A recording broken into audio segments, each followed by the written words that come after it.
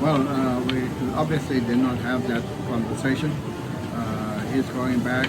I think overall he's satisfied with the achievements of the team. Is he happy? I don't know whether he's happy, but I think he's satisfied. When I spoke to him just before the Nigeria game, he was positive about a result against Nigeria and saying that if we can get through Nigeria, we'll make it to the final and probably win it. So he was extremely positive around the ability of the team and also around how the team played. He was very happy, but we have not taken the discussion beyond that, what actually happened here.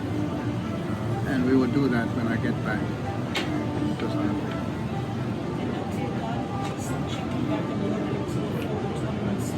Sorry?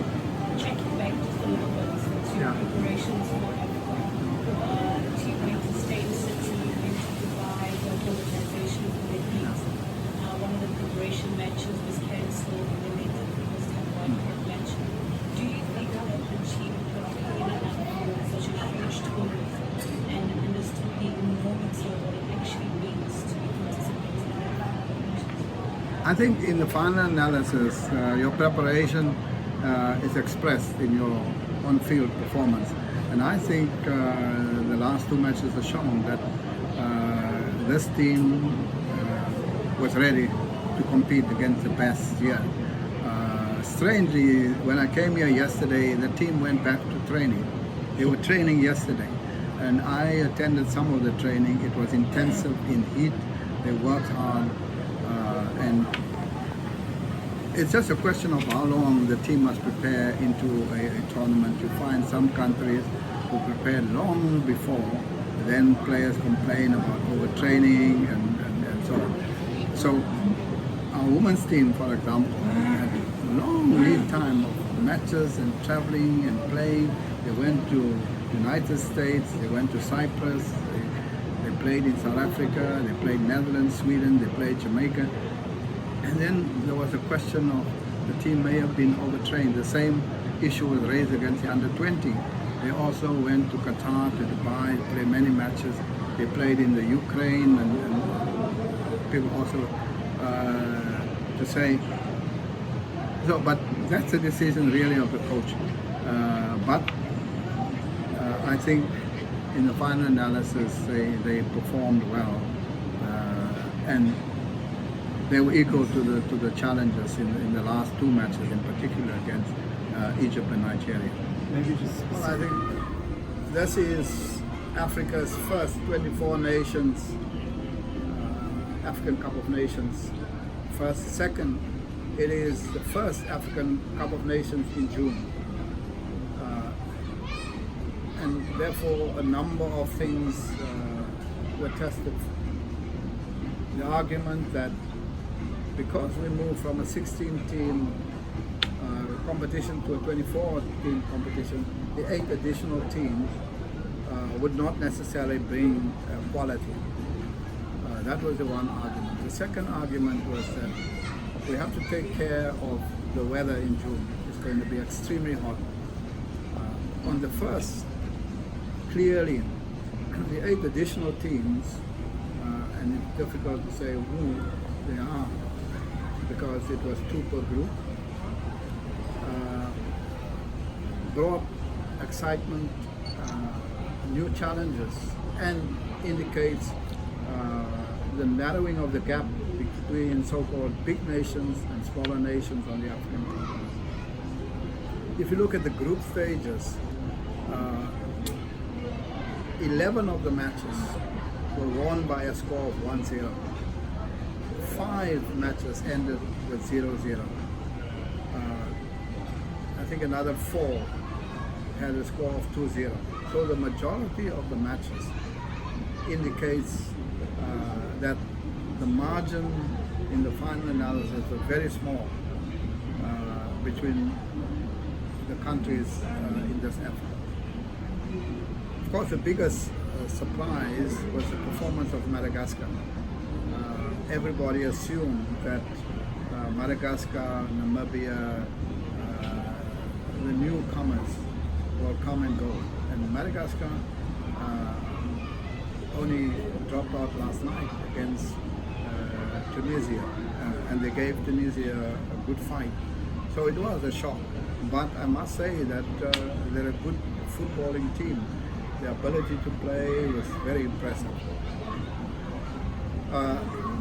The question of the June date, I think it will create problems as we go towards the equator, because in June it will be extremely hot in countries in and around the equator, and it will be more bearable in countries to the south, because in the south it will be a winter in June. So I think it's something that we'll have to look at. The other matter is the demand of a 24 nations AFCON on the host country, because very few African countries can present 6 stadia to the quality that we had here. I think we must give credit to the Egyptians, not just the stadium itself, but particularly the playing surface was of an excellent quality. And I think it's going to put a lot of pressure onto the next host. And I think we have to consider the question of co-hosting as an option for AFCONs into the future. Because it's no use you ask countries to build 6 stadiums when in fact of an international standard that you'll never require again.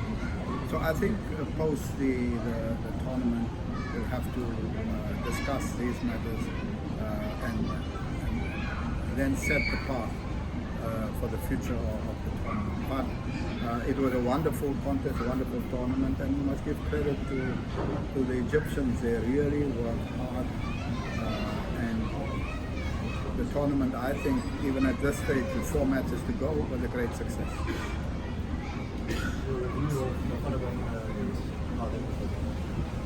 Bafana Bafana?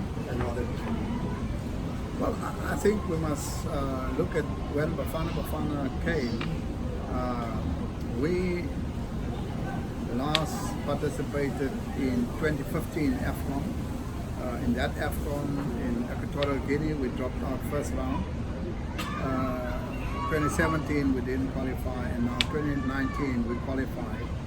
And so I think there was low expectation of the performance of the team. The second thing is that there were a lot of changes, and over a long period of time we wanted to see a settled team, a first 11, and it was very difficult to determine just exactly our best 11 or starting 11.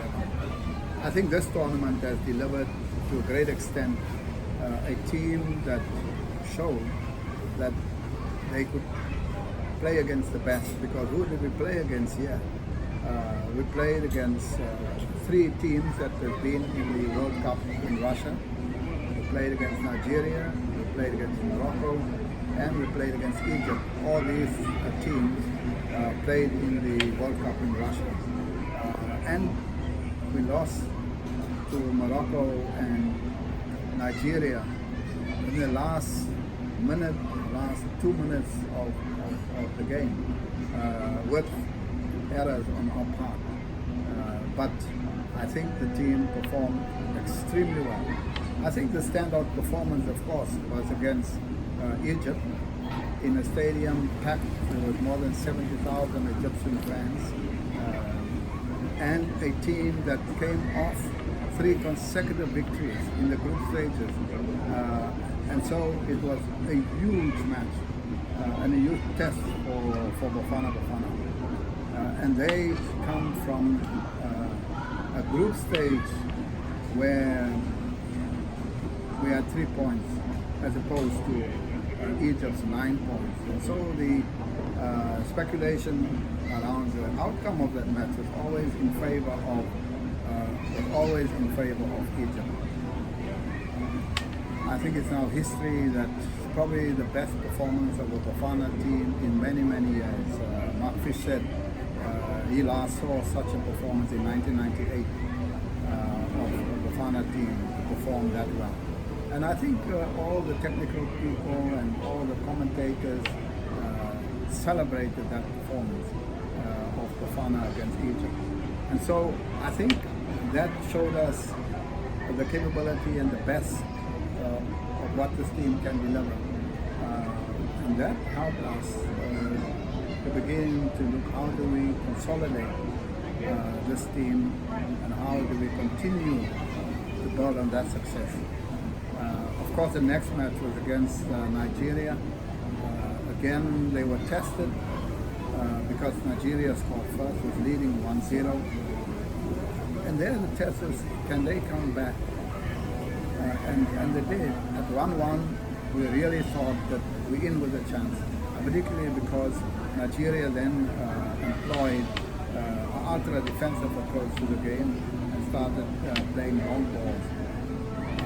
Most of the players felt that they were on the field. We said that they could see that the Nigerian players were feeling the pressure, and so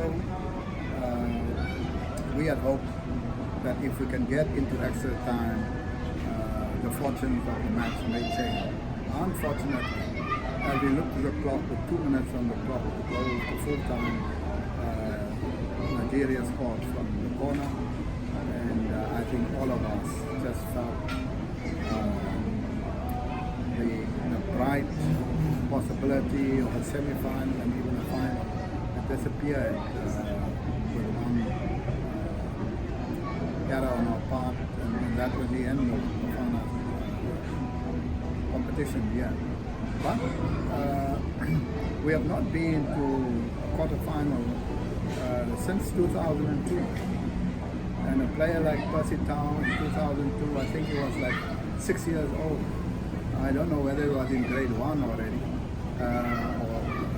And so you can see the immense satisfaction that the team has and the pride they have of their performances, particularly the last two.